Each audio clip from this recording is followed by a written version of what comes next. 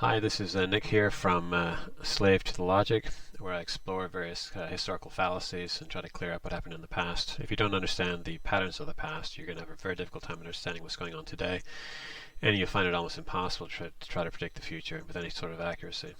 Anyway, so today let's take a look at the Opium War, an aspect therein. Let's look, for example, today at the National Army Museum and their exhibit on the Opium War, the online exhibit. I've reviewed some of what they wrote here, and it's just complete poppycock from beginning to end.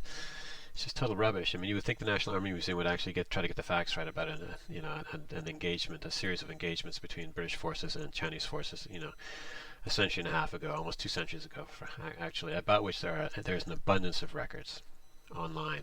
Everything's put up online by Microsoft and Google more than a decade ago. And instead, we get these really hokey and dubious statements like between 1839 and 1842, British forces fought a war on behalf of drug traffickers. If you actually look at the original documents, you'll find very quickly that the people who supported the so-called war, because it wasn't a war, it was gunboat diplomacy. The British did not show up to fight a war.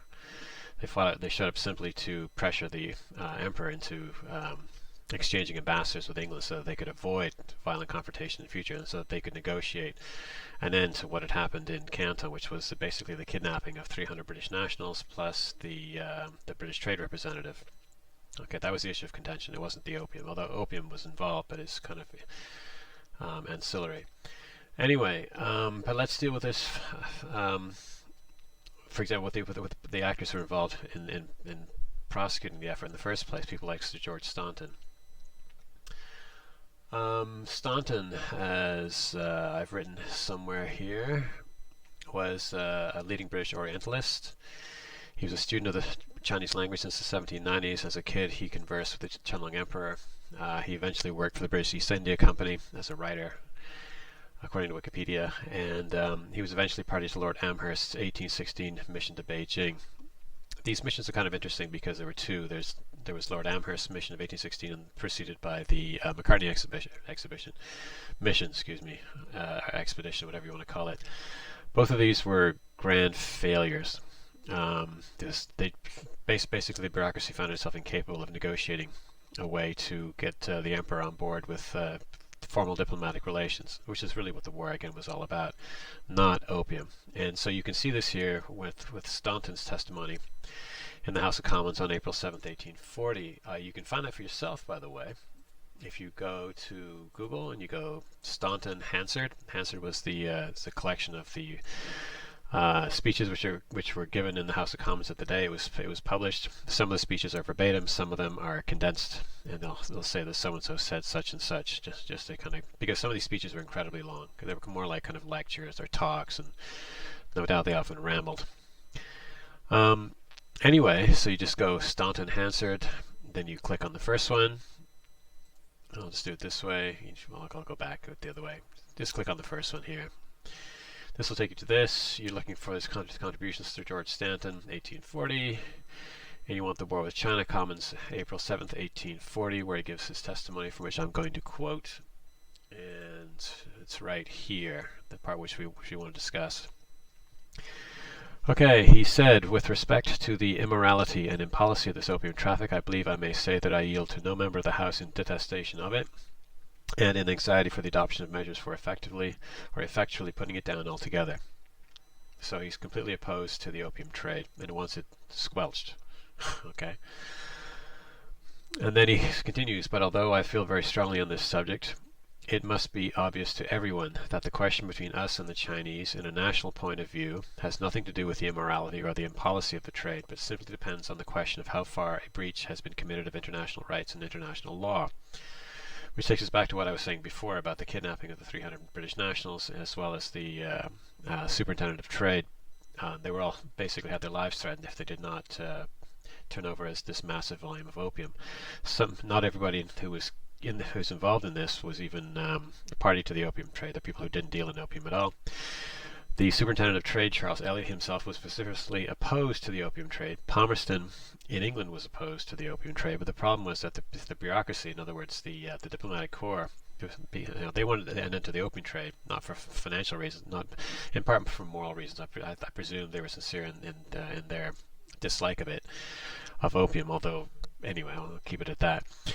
But the real issue for them was just a matter of their day-to-day work.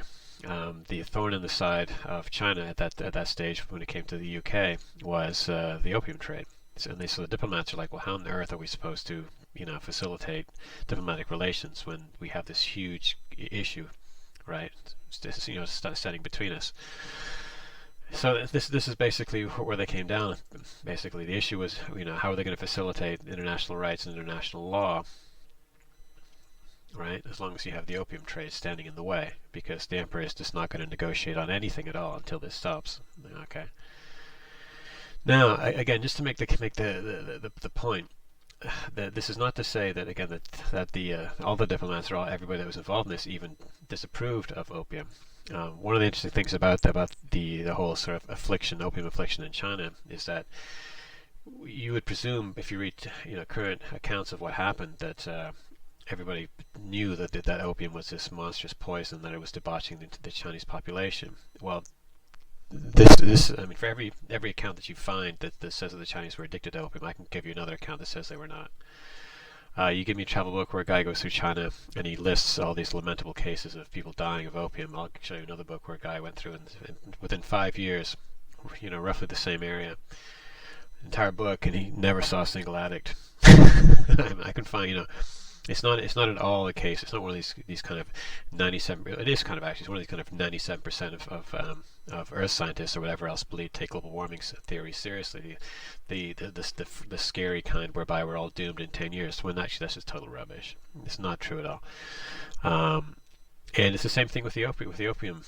Its impact on the Chinese population. The idea that everybody is convinced that opium was the bane of Chinese civilization and led to the 19th century downfall of the dynasty is just total rubbish.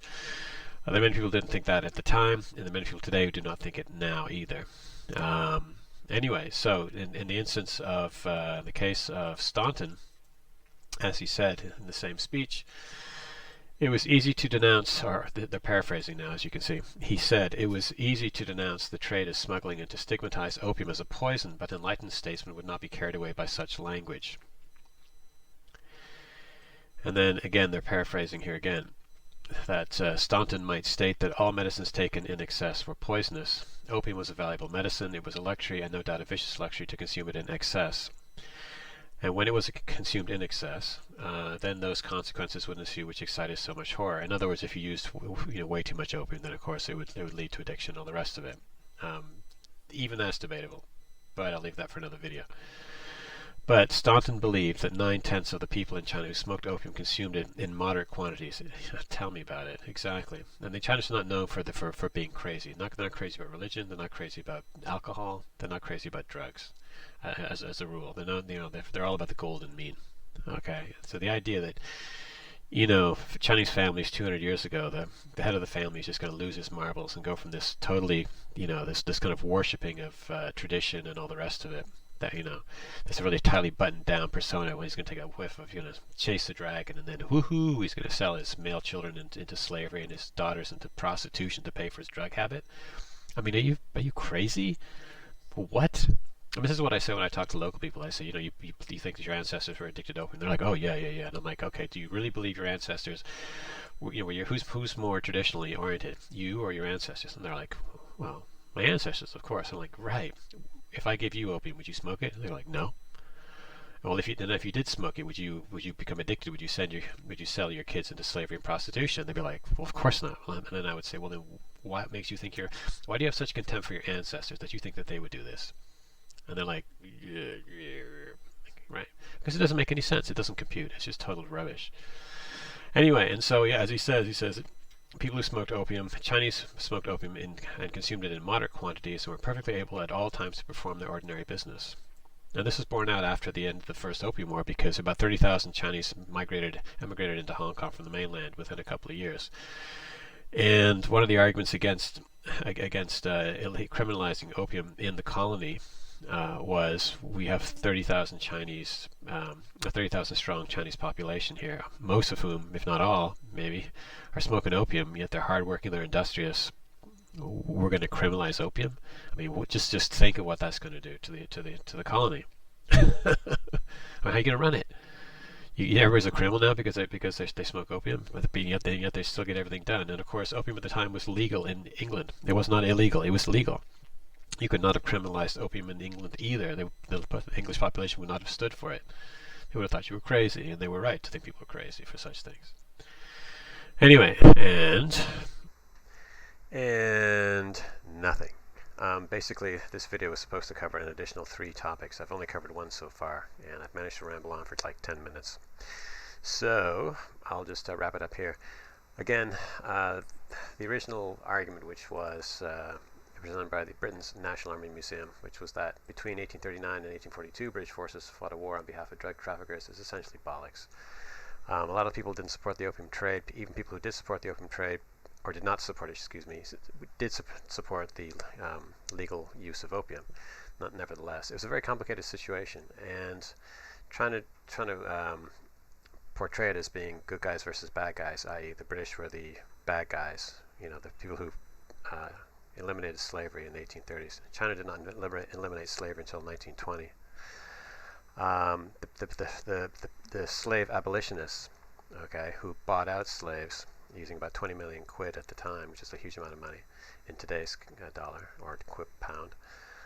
These are the bad guys, as opposed to the Manchu dynasty, the Qing dynasty in China, which still had slavery, still had draconian apartheid laws discriminating against the Chinese and so forth. This is supposed to be the good guy, this is supposed to be the victim. No, this is just too crazy. Anyway, I'll get into all of this and more in other videos, and I'll just leave it at that. Anyway, thanks for tuning in. Hope to see you again. This is Nick, out for, what are we calling this? Slave to the Logic, which I think we all are. Cheers. Bye-bye.